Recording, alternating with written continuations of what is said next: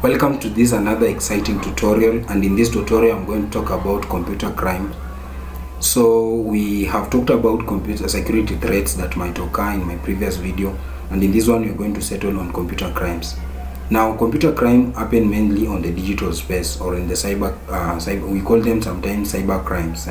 We call them cyber crime because they occur in the computer setup, in the network environment, or maybe in the computer environment. So those are some of the sources where this computer crime occurs. Okay, so in this space we are going to talk about what is a computer crime. We're going to define what a computer crime is.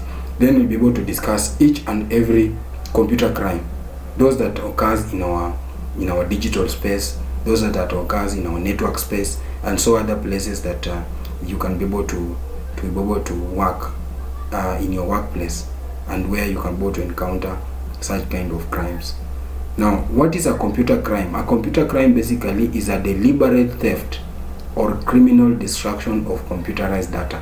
Remember, this data that you're going to talk about here, it must be computerized, and then it is deliberate. This means that there is nothing like accidental access in this case. Somebody really wanted to harm your data that has been stored on your computer, maybe access your data so deliberately, okay, or criminal destruction of the same data.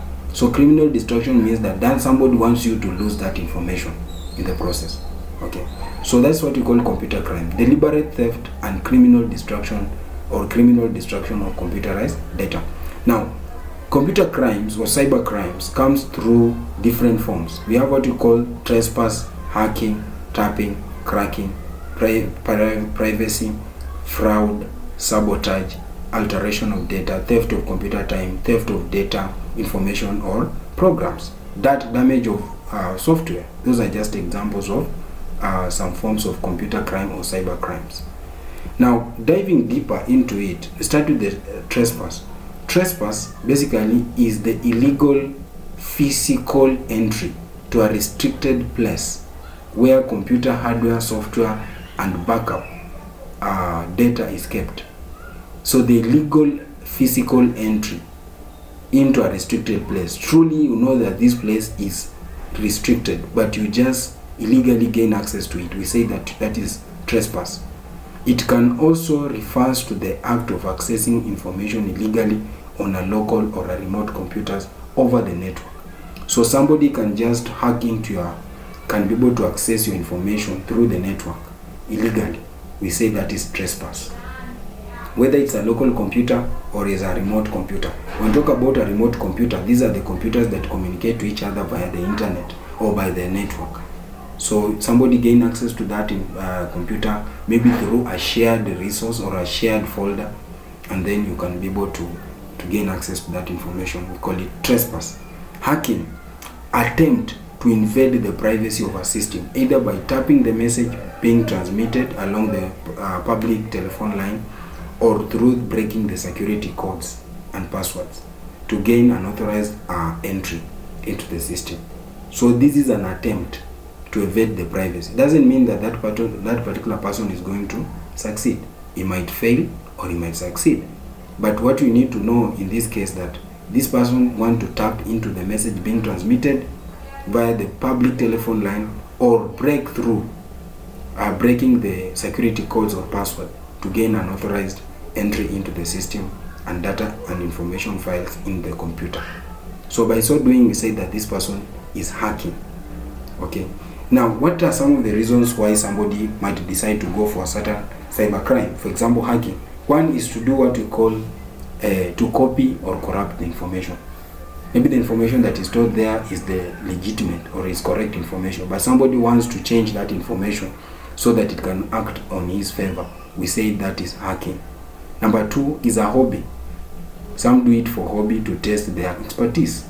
So somebody has got some knowledge in ethical hacking or black hacking, and then he wants to put the skills in use, and then he can be able to do that, just hack to your computer.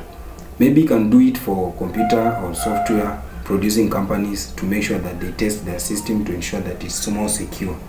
So there are some companies that can can hire hackers to come and test if their software or their system is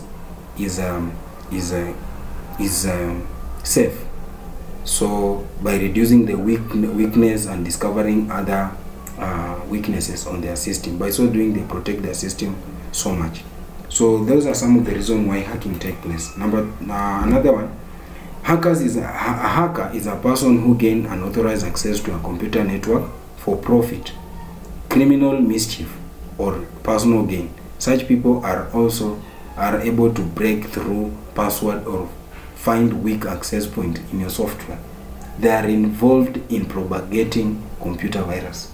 So that is a point to note, that these people, they are gaining unauthorized access, and by so doing they do that through computer networks for profit. They do that for criminal mischief. They also do that for personal gain. Okay, and then when they do that, they can be able to break through the passwords. They can also be able to find the weak access point in your software, and so on and so forth. Another one is tapping. Tapping involves listening to a transmission line to gain a copy of message being transmitted. So you are talking from one person is talking to person A is talking to person B, and in that process of communication, somebody else is listening to their conversation. We say that is tapping. Do not confuse between tapping and the first one we talked about, trespass. Okay, trespass, illegal entry, physically entry into a certain restricted place. But when you talk about tapping, is listening to the transmission line to gain copy of the message. Also, do not confuse tapping and hacking. We have said hacking is an attempt to invade the privacy of the system, either by tapping the message being transmitted. Okay, but this one is really listening. You listen. Yeah, you don't tap to that message. You are not going to tap to that message. Okay, being transmitted. You listen to it. Yeah, then after that you can be able to do other things with it. How tapping is done? Tapping is done by a person may send an intelligent program to a host computer that sends him information from that computer. So somebody might have an intelligent program installed into a computer system, the host computer system, and then with a remote computer he can be able to access the information that he wants from your computer. You can also be able to use it, you can be able to spy on the network computer. You can spy on a networked computer using special programs that are able to intercept in messages being sent or received by the unsuspected computer. So you can be able to spy a computer that is in a network space. Maybe you have got a subnet. In that subnet, you can be able to have multiple computers, and then that computer is also within that subnet, and then it's trying to monitor the way the messages are coming in and those emails that are going out, and to be able to tell, be able to do some kind of a malicious activity on your computer. That is how tapping takes place, through these two means. Another form of unauthorized access is what you call cracking. Another form of computer crime is cracking. So we talk about cracking is the use of guesswork by a person trying to look for a weakness in the security codes of the software. So somebody guesses the PIN, somebody is guessing the security codes. So by so doing, he can be able to gain access, but it's not guaranteed. Just use of guesswork. There is a difference between cracking and tapping, okay, or cracking and hacking. So a hacking, you have said, is an attempt to invade the privacy of a person. But when you talk about cracking, is the use of guesswork. The person doesn't have guarantee to gain access to it, but he just uses some guesswork to do that. Maybe you can use even the PIN. Maybe, for example, you are using a mobile app to send money. So in the process, somebody can be able to guess maybe your date of birth, guess maybe the name of your husband, or maybe the name of your spouse. By so doing, can be able to gain access to your information. Then we can also be able to have weak access points can also be sealed using special corrective programs such as patches. So once you have developed a program, you can be able to create some patches to seal off those weak access points that are there on your system to avoid being cracked. Patches in a software update that when they incorporated in the current software makes it more better.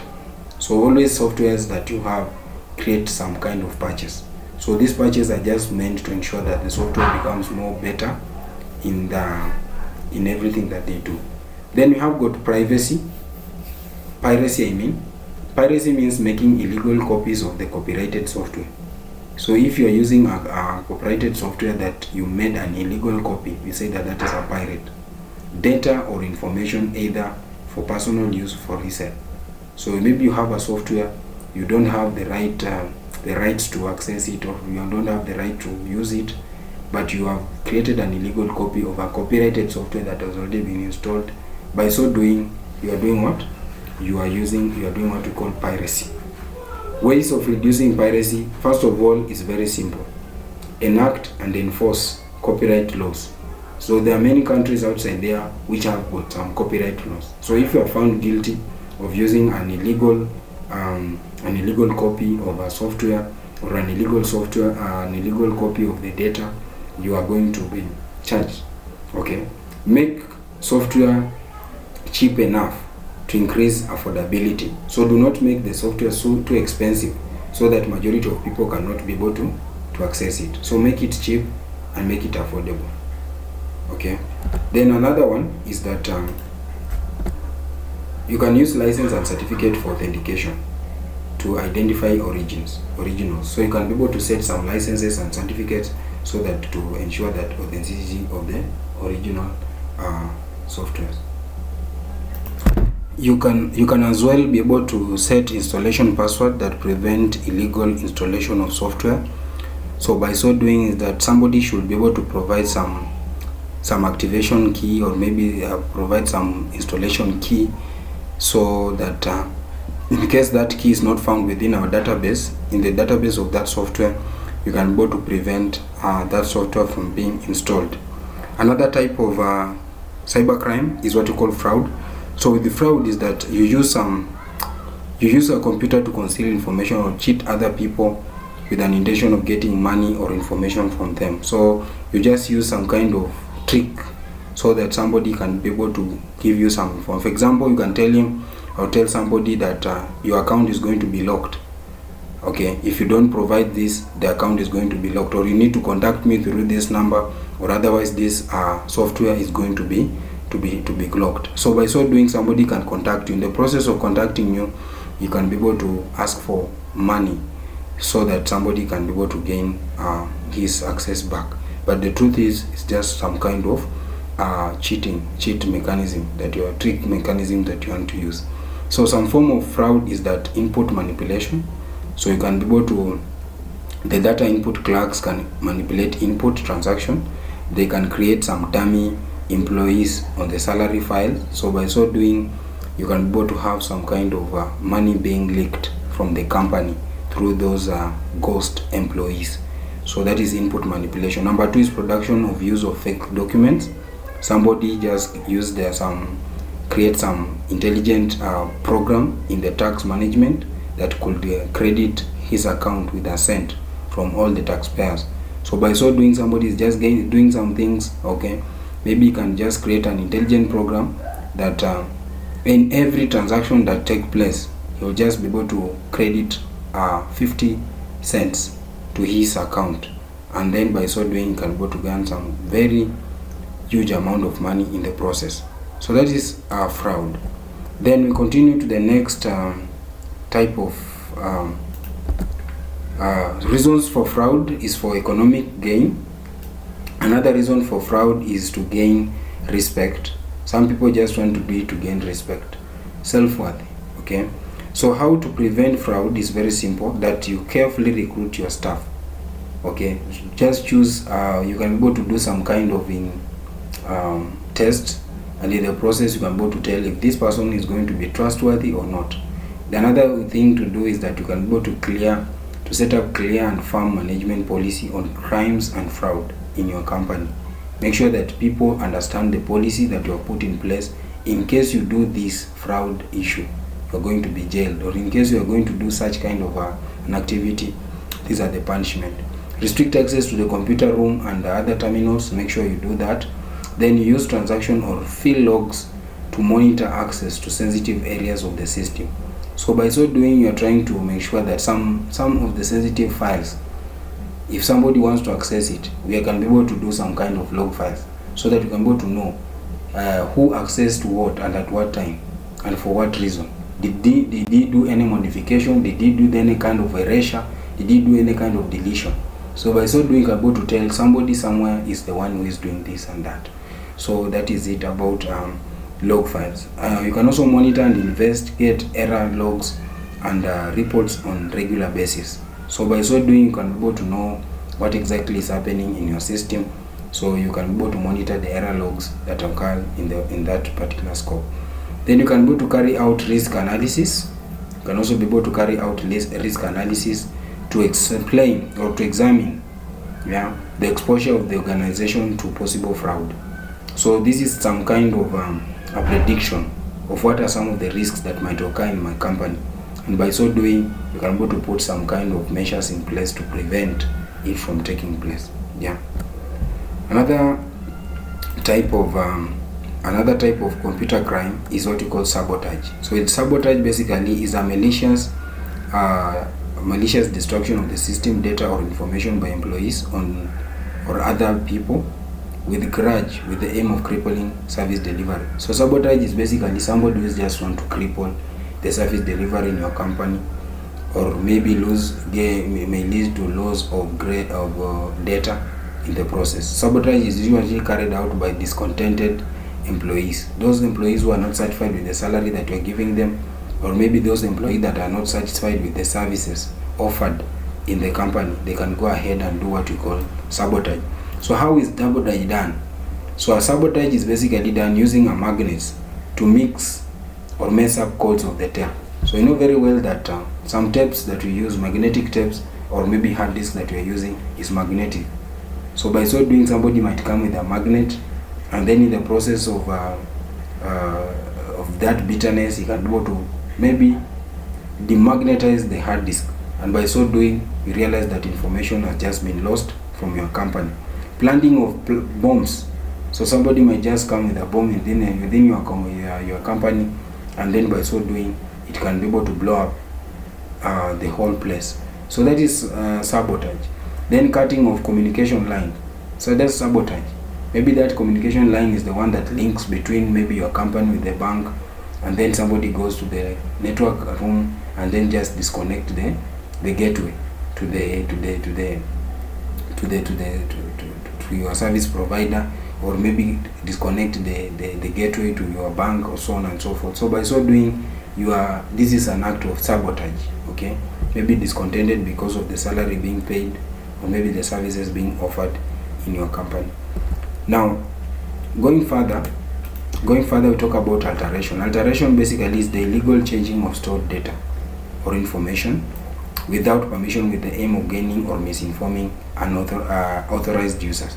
So somebody comes in your company, maybe change some information just in order for him to misinform the staff about a certain event. Maybe they can tell something has been lost for the company, or maybe can tell the staff that you have been sacked. Okay, maybe other things that can occur in the process. So by so doing, that is what you call alteration. So how is it done? How it is done is that we have what we call program alteration. This is done by people with excellent programming knowledge. So somebody can be able to twist the program so that it can be able to misinform the clients at the end of the day. Maybe you can click here to earn 100,000. In the process, somebody when clicks there, you can be able to do some kind of transaction, and then you can depart with with your information. Then we have got alteration of data in the database. So somebody, this is normally done by authorized database users. So somebody maybe is an admin of a certain database. He goes and adjusts the pricing of the invoices. Okay, digital invoices that have been sent. So you can just alter, give maybe it is 20,000, and then you write there 30,000.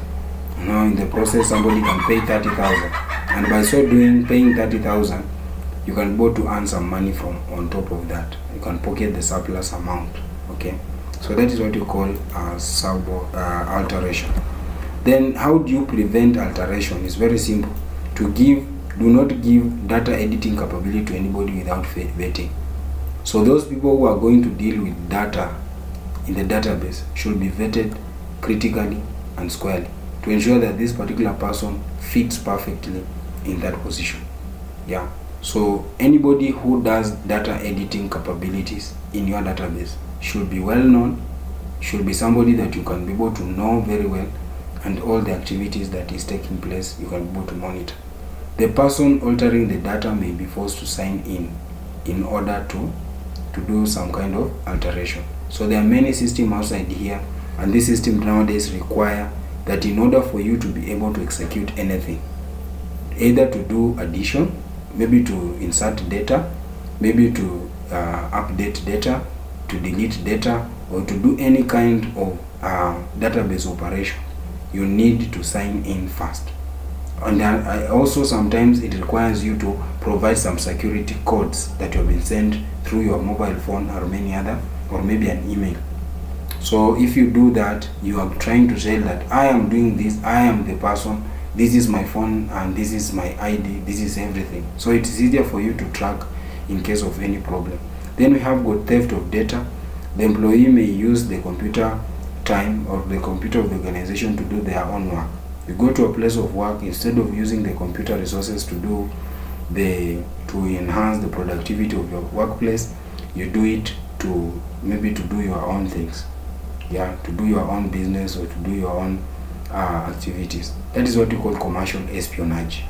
That is it. So that is what you call theft of